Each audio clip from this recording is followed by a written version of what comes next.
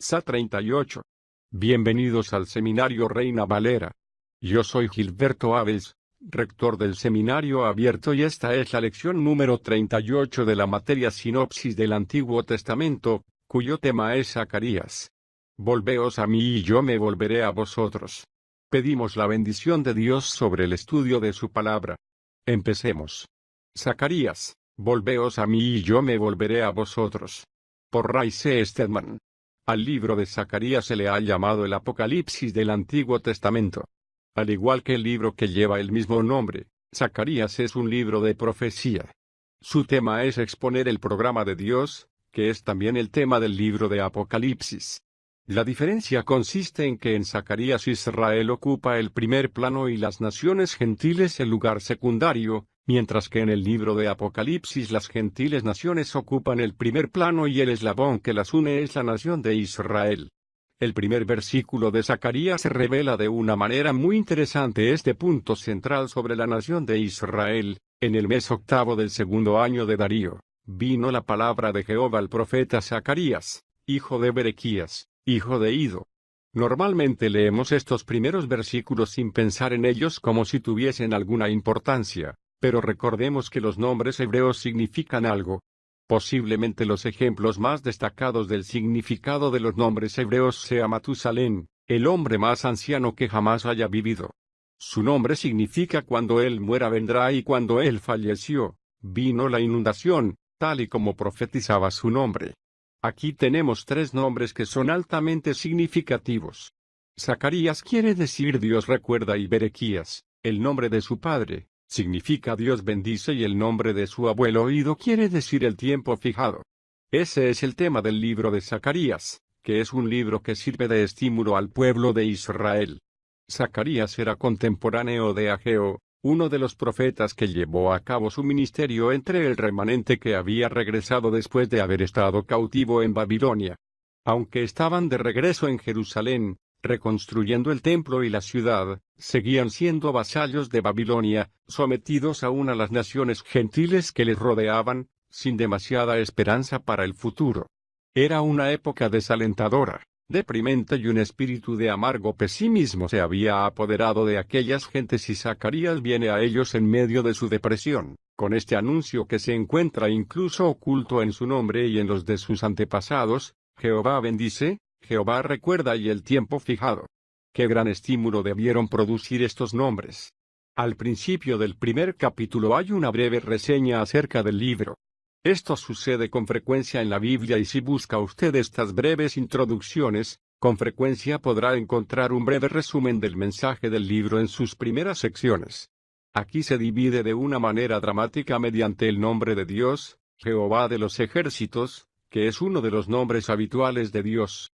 Jehová de los ejércitos, es decir, el Dios de las masas, el Dios de todos los ejércitos, ya sean ejércitos de ángeles, de humanos o también ejércitos demoníacos, sin que haya diferencia alguna. También a las estrellas se las llama ejércitos o huestes. Este es el Dios que es soberano sobre todas las masas, sean las que sean, y este nombre se repite 3 veces, versículos 2 y 3. Jehová se enojó en gran manera contra vuestros padres. Pero diles que así ha dicho Jehová de los ejércitos: volveos a mí y yo me volveré a vosotros, ha dicho Jehová de los ejércitos. Ese nombre se repite 3 veces. Lo que se dice antes de cada una de estas repeticiones marca las diferentes partes de este libro, que se divide en 3 breves secciones. La primera de ellas se incluye en: Jehová se enojó en gran manera contra vuestros padres.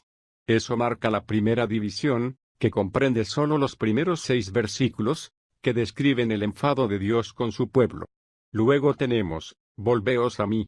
Y eso marca la segunda división, que abarca del capítulo 1, versículo 7, hasta el capítulo 6, versículo 15, hablando acerca de cómo Dios libera a su pueblo. Luego, en el capítulo 7 hasta el 14, encontramos la tercera división, que es la exposición de estas palabras: y yo me volveré a vosotros. Así es como hace Dios las cosas siempre. Si se da usted cuenta de que se está apartando de su presencia y, como resultado de ello, su fe se está debilitando, ¿se siente usted desanimado? derrotado y expuesto a toda clase de tentaciones y se siente presa de toda clase de malos pensamientos. ¿Qué debe hacer usted? Volveos a mí, dice el Señor, y yo me volveré a vosotros. Si desea usted que Dios regrese a su vida, con toda la gloria de su presencia, entonces vuelva a Él. Esa es siempre la fórmula. Como ya he indicado, los primeros 6 versículos no son más que un breve resumen de la pelea de Dios con su pueblo, con el hecho de que le han hecho sentirse disgustado, como hemos visto en todo el Antiguo Testamento, algo en lo que no necesitamos extendernos. Dios se siente siempre disgustado cuando su pueblo le da la espalda, tanto si se trata de Israel, el pueblo de Dios, como si se trata de su pueblo de la Iglesia. Y comenzando con el versículo 7, el profeta recibe una visión totalmente asombrosa. Una visión que se divide en una serie de 8, que fueron dadas a Zacarías la misma noche, y también se dividen en varias partes principales. Estas 3 divisiones son como 3 actos en una gran obra teatral, que le fueron reveladas al profeta. Puede usted pensar en ellas como el programa de la primera noche de Dios porque todas las vio el profeta en una sola noche. Al leerlas, podemos imaginarnos que hemos sido invitados a asistir a esta obra teatral dramática que Dios le está mostrando al profeta. Dios es el autor, Zacarías es el productor y nosotros somos el público. La visión abarca el tiempo de los días de Zacarías hasta el presente, hasta la venida del Señor. El primer acto está compuesto por 2 visiones. Una es una visión de un vigilante que está cuidando de la gente del valle. El que vigila cabalga sobre un caballo y con él están reunidos otros jinetes que cabalgan también sobre caballos. Y el ángel del Señor interpreta la visión para el profeta. El significado de esto es sencillamente que Israel era el pueblo que se encontraba en el valle, simbolizado para nosotros aquí como un arbusto de mirto, que se daban cuenta de que se encontraban en un lugar de sombras. Era un tiempo de desesperación y de días difíciles, pero ellos no se daban cuenta de lo que el profeta les estaba revelando, del invisible que estaba contemplando todo el procedimiento y veía lo que estaba pasando y tenía consigo los grandes recursos para hacer frente a sus necesidades en aquella hora de desesperación. La segunda visión en el primer acto nos habla acerca de 4 mirtos u obreros, de hecho, carpinteros. Era una visión de 4 cuernos y 4 herreros. Esto también se lo interpretan al profeta. Ve que al igual que los jinetes de la visión anterior, que estos son agentes divinos, posiblemente ángeles, que han sido enviados para aterrorizar a las naciones. Así que vemos que esta es una imagen de la necesidad desesperada de Israel de volver a Dios.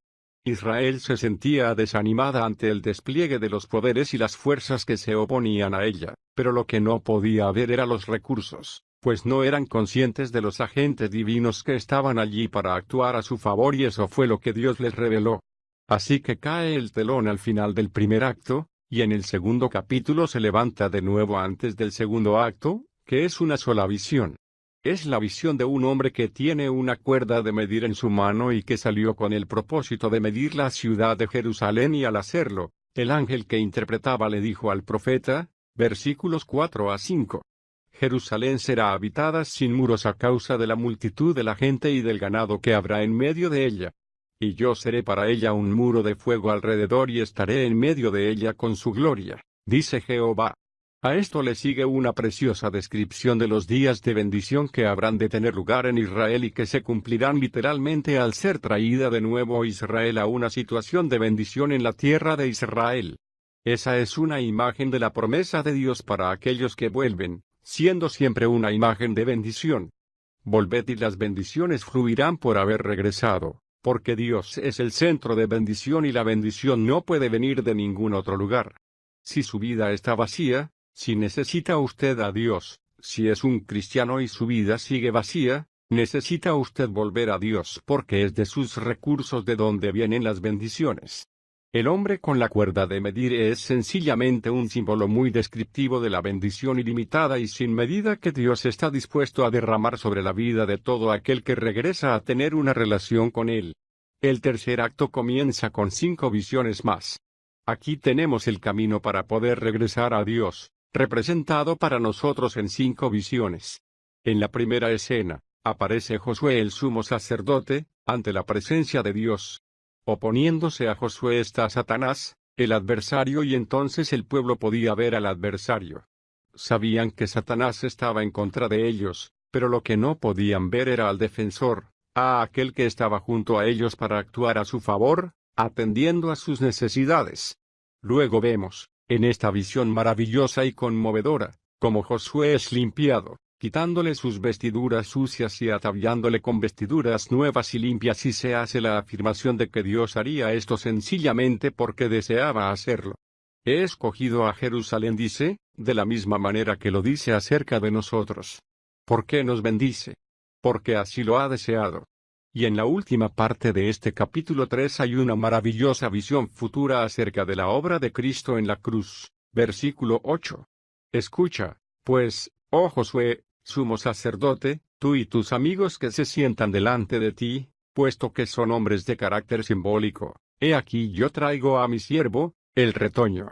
Porque he aquí que yo mismo grabaré aquella piedra que he puesto delante de Josué, sobre esta única piedra hay 7 ojos, dice Jehová de los ejércitos, y quitaré la iniquidad de la tierra en un solo día. Esta es una maravillosa profecía de la venida de aquel que sería el siervo de Jehová, el retoño. De aquel que tendría las marcas de la crucifixión y que sería el instrumento gracias al cual la culpa de la tierra sería eliminada en un solo día. Y en ese día fluiría la bendición como la manifestación del derecho que tiene Dios a limpiar al pecador sin acusarle, sin culparle y sin condenarle. La limpieza es el primer paso para regresar. Luego, en la segunda escena, vemos lo que sigue a la limpieza de Dios, el poder del Espíritu Santo, en la visión del candelabro y el olivo, que representa la vida llena del Espíritu. El aceite se refiere siempre al Espíritu Santo, y aquí había olivos de los que estaba continuamente goteando el aceite de sus ramas y cayendo en un candelabro y ardía con fuerza. ¡Qué maravilloso simbolismo del hecho de que el Señor, que mora en nuestro interior, está continuamente supliendo esa fortaleza interna que hace posible que nosotros brillemos con fuerza como luces en medio de una generación oscura! La tercera escena empieza con un rollo gigantesco con escritura a ambos lados y con maldiciones contra los ladrones y los que blasfeman entre el pueblo, que es una imagen del juicio de Israel, la proclamación de la ley en medio de la corrupción. En aquel entonces podían ver la corrupción, pero no la ley. De modo que en esos momentos Dios los anima en la hora de oscuridad, cuando todo cuanto podían ver era la corrupción y todo se viene abajo. Lo que no eran capaces de ver era la agencia de Dios obrando para traer una maldición sobre la anarquía para acabar con ella. En la cuarta escena, Zacarías ve a una mujer con un efa. Un efa es como una gran cesta, y mientras contemplaban el profeta y el ángel, le fueron dadas alas a la cesta y voló hacia la tierra de Babilonia. ¿Qué significa esto tan extraño? Si tuviera usted una visión así, se preguntaría qué había cenado la noche anterior. Pero el profeta sabe que le ha sido dado una visión que es importante. Al meditar acerca de ella, la entiende porque contiene términos que se usan en otros lugares de las Escrituras. Siempre que la mujer aparece en las Escrituras de manera simbólica, hay una referencia a algo que está mal en el ámbito de la religión. Eso no es algo que yo haya inventado, sino las Escrituras. Aquí tenemos, pues, la imagen del juicio de una fe falsa, de una iglesia falsa, de una manera muy parecida a como aparece en Apocalipsis, donde una mujer que representa a la falsa iglesia recibe el nombre de Babilonia la Grande. Zacarías ve la misma cosa, la manera de juzgar Dios la religión falsa e hipócrita. Y en la escena final, el profeta ve 4 carros que cabalgaban sobre la tierra, de manera muy parecida a la visión de Apocalipsis de los 4 jinetes que cabalgan y traen el juicio sobre el mundo. Baja, pues, el telón sobre este gran drama de la redención del futuro. Es la gran representación simbólica de Dios sobre el camino de regreso a Él, primero la limpieza, luego el ser lleno del Espíritu Santo, el dejar de lado el mal en sus diversas formas y finalmente el juicio de toda la tierra al hacer Dios que el mal cometido por los hombres sea traído ante su trono de juicio. El capítulo 7 marca una nueva división en el libro, y en este capítulo encontramos a Dios hablando de una manera diferente. En lugar de usar visiones, habla al profeta de una manera directa. Lo más importante de esta sección es el anuncio del profeta en el capítulo 8, Versículo 3, Así ha dicho Jehová, yo he vuelto a Sión y habitaré en medio de Jerusalén. Jerusalén se llamará ciudad de verdad y el monte de Jehová de los ejércitos, el monte de santidad. Aquí tenemos una imagen de Dios habitando en medio de su pueblo, algo que un día se cumplirá en la tierra. En la tierra de Israel, está teniendo lugar lo que ha sido profetizado y tendrá lugar un acontecimiento sorprendente tras otro. El regreso a Jerusalén del control judío ha preparado el camino para la reconstrucción del templo en su antiguo emplazamiento. Hace ya muchísimo que las Escrituras vienen anunciando que esta será la primera señal de que Dios estaba a punto de moverse y restaurar de nuevo a Israel para que ocupe su lugar entre las naciones. Así que podemos leer en esta sección con un gran interés porque es una imagen de algo histórico que está teniendo lugar, pero lo podemos leer incluso con más interés por lo que simboliza espiritualmente en nuestras vidas. Dios está en medio de nosotros. ¿Cuál será el resultado? Dios habitando en nosotros, renovando nuestro hombre interior y una fuente de bendiciones que se derramará en nuestras vidas, haciendo que demos fruto, que seamos efectivos y una bendición para todos aquellos con los que entramos en contacto. Esa es la imagen de estas últimas escenas. Los capítulos 7 y 8 se unen en una súplica que le hace Dios al pueblo para que sean sinceros y se abran ante Él. Es una vez más un ensayo de los fracasos a su vista y luego un recordatorio de que mientras Él no falla en su misericordia y en su gracia, Él no cambia en sus principios, supliendo siempre lo que es necesario, pero no baja nunca el nivel de sus principios. El pueblo reacciona como lo hacen las personas con frecuencia, de estas tres maneras. Primero, capítulo 7, versículo 11.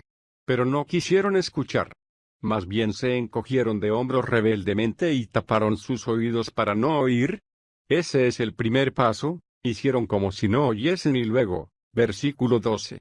Y endurecieron su corazón como un diamante para no oír la ley ni las palabras que Jehová de los ejércitos enviaba por su espíritu, por medio de los antiguos profetas. Desobedecieron deliberadamente y finalmente, comenzaron a portarse como hipócritas. El capítulo empieza con una pregunta hecha por el pueblo, ¿continuaremos con las fiestas que comenzamos en Babilonia? Y la palabra de Dios a ellos fue, ¿por qué estáis haciendo esto? ¿Estáis celebrando estas fiestas porque deseáis adoraros sencillamente como una representación religiosa? Estas son algunas de las maneras que adoptamos para eludir la voluntad de Dios actualmente. Recuerdo que hace años mi esposa le dijo a una de mis hijas que se pusiese un vestido verde. Era interesante observarla. Al principio hizo como si no hubiera oído. Luego, cuando su madre le repitió su petición varias veces, se rebeló abiertamente contra ella diciendo, no quiero ponerme ese vestido. Y luego, cuando parecía como si se lo tuviese que poner, fue a su madre y le dijo, mamá, quiero ponerme el vestido verde pero está demasiado sucio, que no era verdad ni mucho menos. En otras palabras, siguió exactamente el mismo programa que se presenta aquí. Hizo como si no oyese, desobedeció deliberadamente y luego se hizo la hipócrita, haciendo como si estuviese perfectamente bien desobedecer de ese modo. ¿Con cuánta exactitud capta esto las tendencias inherentemente engañosas de nuestros corazones? Pero ahora Dios deja claro que el resultado será la ceguera ante la verdad, y que finalmente, perderán su habilidad para ver y oír.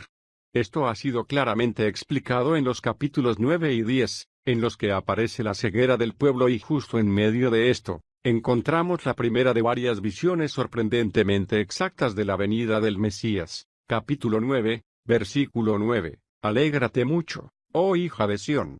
Da voces de júbilo, oh hija de Jerusalén. He aquí, tu rey viene a ti, justo y victorioso, humilde y montado sobre un asno, sobre un borriquillo, hijo de asna. Y recordarán ustedes cómo esas palabras se cumplieron literalmente en el Nuevo Testamento cuando nuestro Señor mandó a sus discípulos a buscar al borriquillo y el asna y montó sobre el asna y lo cabalgó en triunfo en las calles de Jerusalén con el pueblo ante él gritando Hosana al Hijo de David. Bendito el que viene en el nombre del Señor. Mateo 21, 9. Cumpliendo exacta e inconscientemente esta profecía de Zacarías. He aquí tu rey viene a ti triunfante y glorioso y le conoceremos porque vendrá sobre un asna acompañada de un pollino. Pero a pesar de ello, No le conocieron ni le reconocieron aunque vino de una manera tan extraordinaria y al acercarse a Jerusalén, lloró al contemplar aquella ciudad impenitente y dijo estas palabras asombrosas: «Oh, si conocieses tú también por lo menos en este tu día, lo que conduce a tu paz. Pero ahora está encubierto a tus ojos». Lucas 19:42. Eso es lo que sucede cuando Dios actúa en nuestras vidas si no le escuchamos, perdiendo la habilidad de oír y estas cosas quedan ocultas a nuestros ojos, por lo que el juicio por la ceguera cayó sobre estas gentes. En el capítulo 11, después de muchos desaires, el Mesías, hablando de nuevo por boca del profeta, pronuncia estas sorprendentes palabras, versículo 12. «Y les dije, si os parece bien, dadme mi salario, y si no, dejadlo», y pesaron por salario 30 shekels, o piezas de plata. ¿Qué precio había acordado Judas por traicionar a nuestro Señor? 30 shekels de plata. Según la ley, si un esclavo era herido por un toro, el dueño del toro tenía que arreglar el asunto pagando a su vecino 30 shekels de plata. En este caso el Mesías le dice a estas gentes: «Está bien, si me queréis decirlo, y si no, dadme mi salario. ¿Cuánto creéis que valgo en vuestra opinión?». Y pesaron su precio en 30 shekels de plata. A continuación se habla del segundo resultado de un corazón y una vida en la que no hay arrepentimiento. Capítulo 11, versículos 15 a 17. Entonces Jehová me dijo: «Toma además la bolsa de un pastor insensato, porque he aquí que yo levanto en la tierra a un pastor que no atenderá a la descarriada, ni buscará a la perdida, ni curará a la perniquebrada. No mantendrá a la que está en pie, sino que se comerá la carne de la engordada y romperá sus pezuñas. Ay del pastor inútil que abandona el rebaño. La espada hiera su brazo y su ojo derecho. Séquese del todo su brazo y oscurézcase por completo su ojo derecho». En otras palabras, si rechazamos al verdadero pastor, Dios permitirá que tengamos un pastor falso. Una vez más fue el propio Jesús quien dijo a los fariseos, aquellos ciegos fariseos de su tiempo: «Yo he venido en nombre de mi Padre y no me recibís. Si otro viene en su propio nombre, a aquel recibiréis». Juan 5:43, ese es el personaje acerca del cual nos habla Pablo en Tesalonicenses, llamado el hombre de iniquidad, que viene a Israel como su libertador y es recibido como el Mesías, pero resulta ser el antimesías, lo que conocemos como el anticristo, el falso pastor que viene cuando ellos rechazan y niegan la verdad. Segunda Tesalonicenses 2:3. Yo me he asombrado ante el gran número de personas que se dejan engañar por las sectas anticristianas que abundan en la actualidad. ¿A qué es debido? Me he encontrado una y otra vez con que lo han hecho debido a que han rechazado alguna oportunidad de escuchar a la verdad y el resultado es que caen en las garras de lo que suena como la verdad, pero que no es otra cosa que una mentira. Como dice Pablo, por esto, Dios les enviará una fuerza de engaño para que crean la mentira. A todos los que no creyeron a la verdad. Segunda Tesalonicenses 2:11. Ahora llegamos a la última sección, de los capítulos 12 al 14, donde encontramos esta preciosa imagen de Dios hallando un camino de regreso a las vidas de su pueblo, que comienza con estas palabras, capítulo 12, versículos 2-3. He aquí que yo haré de Jerusalén una copa de vértigo para todos los pueblos de alrededor. Pero también será contra Judá durante el asedio contra Jerusalén. Sucederá en aquel día que yo haré de Jerusalén una piedra pesada para todos los pueblos. Todos los que la levanten de hecho quedarán lacerados. Y todas las naciones de la tierra se juntarán contra ella. Según las Escrituras, los días más aciagos de Jerusalén se encuentran aún en el futuro. Se convertirá en una carga para las naciones, una gravosa piedra de tropiezo, dicen las Escrituras proféticas. Los pueblos de las naciones no permitirán que se haga caso omiso de él. Ha aseverado que llegará a la conciencia humana y sucederá de este modo. Versículos 9-10. En aquel día sucederá que buscaré destruir a todos los pueblos que vengan contra Jerusalén. Y derramaré sobre la casa de David y sobre los habitantes de Jerusalén un espíritu de gracia y de súplica. Mirarán al que traspasaron y harán duelo por él con duelo como por hijo único, afligiéndose por él como quien se aflige por un primogénito. ¿No es eso asombroso? Israel rechazando en su ceguera al Mesías y negándose a reconocer al que Dios les envió, no dándose nunca cuenta de que aquel al que traspasaron vuelve de nuevo y cuando lo haga, les dirá estas palabras. Capítulo 13, versículo 6. Le preguntarán, ¿qué heridas son estas en tus manos? En otras versiones dice en tu espalda, y él responderá, con ellas fui herido en la casa de mis amigos. Esto enlaza perfectamente con la descriptiva y gráfica secuencia del capítulo 14, versículos 1 a 4. He aquí que viene el día de Jehová, y tus despojos serán repartidos en medio de ti. Porque yo reuniré a todas las naciones en batalla contra Jerusalén.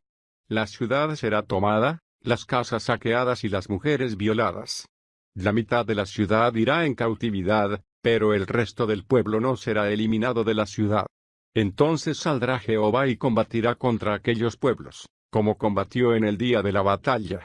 En aquel día sus pies se asentarán sobre el monte de los olivos. Recordarán ustedes que ese fue el lugar en el que Jesús estuvo en esta tierra cuando fue con sus discípulos al monte de los olivos y mientras ellos le contemplaban fue llevado de delante de sus ojos a los cielos y un ángel que estaba allí les dijo, este Jesús, quien fue tomado de vosotros arriba al cielo, vendrá de la misma manera como le habéis visto ir al cielo. Hechos 1:11. En aquel día sus pies se asentarán sobre el monte de los olivos, que está frente a Jerusalén, al lado oriental. El monte de los olivos se partirá por la mitad, de este a oeste, formando un valle muy grande, pues la mitad del monte se apartará hacia el norte y la otra mitad hacia el sur. Y el valle de los montes llegará hasta Asal. Y huiréis como huisteis a causa del terremoto que hubo en los días de Usías, rey de Judá. Así vendrá Jehová mi Dios, y todos sus santos con él. Hace mucho que los geólogos saben que una de las mayores fallas de la superficie de la Tierra pasa justo por el monte de los olivos. La montaña se partirá por la mitad, y luego que, cuando Israel haya visto a su Mesías y haya hecho duelo por aquel al que traspasaron y hayan reconocido con un gran duelo que le dieron la espalda al que fue enviado por Dios, entonces leemos, capítulo 14, versículos 8 y 9. Acontecerá también en aquel día que de Jerusalén saldrán aguas vivas. La mitad de ellas irán hacia el mar oriental y la otra mitad hacia el mar occidental, tanto en verano como en invierno.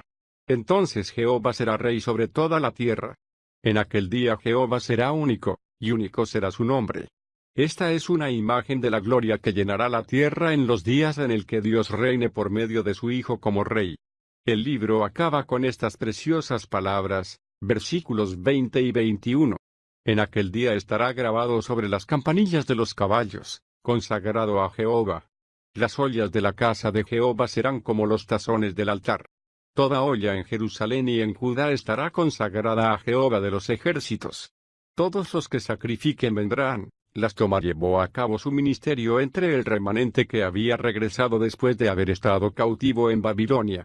Aunque estaban de regreso en Jerusalén, reconstruyendo el templo y la ciudad, seguían siendo vasallos de Babilonia, sometidos aún a las naciones gentiles que les rodeaban, sin demasiada esperanza para el futuro. Era una época desalentadora, deprimente y un espíritu de amargo pesimismo se había apoderado de aquellas gentes y Zacarías viene a ellos en medio de su depresión, con este anuncio que se encuentra incluso oculto en su nombre y en los de sus antepasados, Jehová bendice, Jehová recuerda y el tiempo fijado. Qué gran estímulo debieron producir estos nombres. Al principio del primer capítulo hay una breve reseña acerca del libro. Esto sucede con frecuencia en la Biblia y si busca usted estas breves introducciones, con frecuencia podrá encontrar un breve resumen del mensaje del libro en sus primeras secciones. Aquí se divide de una manera dramática mediante el nombre de Dios, Jehová de los ejércitos. Sa 38. Bienvenidos al Seminario Reina Valera. Yo soy Gilberto Abels, rector del Seminario Abierto y esta es la lección número 38 de la materia Sinopsis del Antiguo Testamento, cuyo tema es Zacarías. Volveos a mí y yo me volveré a vosotros. Pedimos la bendición de Dios sobre el estudio de su palabra. Empecemos. Zacarías, volveos a mí y yo me volveré a vosotros. Por Ray C. Stedman. Al libro de Zacarías se le ha llamado el Apocalipsis del Antiguo Testamento. Al igual que el libro que lleva el mismo nombre, Zacarías es un libro de profecía.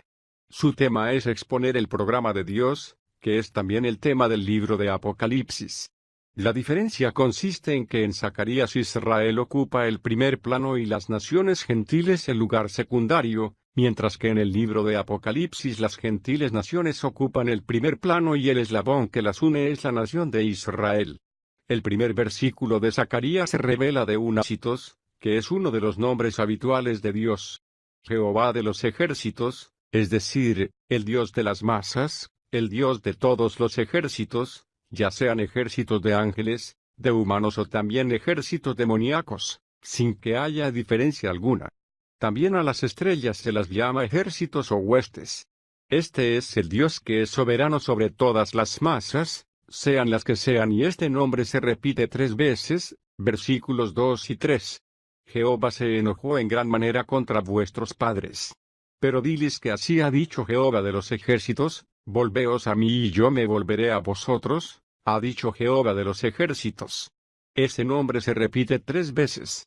Lo que se dice antes de cada una de estas repeticiones marca las diferentes partes de este libro, que se divide en 3 breves secciones. La primera de ellas se incluye en Jehová se enojó en gran manera contra vuestros padres. Eso marca la primera división, que comprende solo los primeros 6 versículos, que describen el enfado de Dios con su pueblo. Luego tenemos, volveos a mí. Y eso marca la segunda división, que abarca del capítulo 1, versículo 7, hasta el capítulo 6, versículo 15, hablando acerca de cómo Dios libera a su pueblo. Luego, en el capítulo 7 hasta el 14, encontramos la tercera división, que es la exposición de estas palabras: y yo me volveré a vosotros. Así es como hace Dios las cosas siempre. Si se da usted cuenta de que se está apartando de su presencia y, como resultado de ello, su fe se está debilitando, se siente usted desanimado, derrotado y expuesto a toda clase de tentaciones y se siente presa de toda clase de malos pensamientos, ¿qué debe hacer usted? Volveos a mí, dice el Señor, y yo me volveré a vosotros. Si desea usted que Dios regrese a su vida, con toda la gloria de su presencia, entonces vuelva a Él. Esa es siempre la fórmula. Como ya indiqué de manera muy interesante este punto central sobre la nación de Israel, en el mes 8 del segundo año de Darío, vino la palabra de Jehová al profeta Zacarías, hijo de Berequías, hijo de Ido. Normalmente leemos estos primeros versículos sin pensar en ellos como si tuviesen alguna importancia, pero recordemos que los nombres hebreos significan algo. Posiblemente los ejemplos más destacados del significado de los nombres hebreos sea Matusalén, el hombre más anciano que jamás haya vivido. Su nombre significa cuando él muera vendrá, y cuando él falleció, vino la inundación, tal y como profetizaba su nombre. Aquí tenemos 3 nombres que son altamente significativos. Zacarías quiere decir Dios recuerda, y Berequías, el nombre de su padre, significa Dios bendice, y el nombre de su abuelo Ido quiere decir el tiempo fijado. Ese es el tema del libro de Zacarías, que es un libro que sirve de estímulo al pueblo de Israel. Zacarías era contemporáneo de Ageo, uno de los profetas que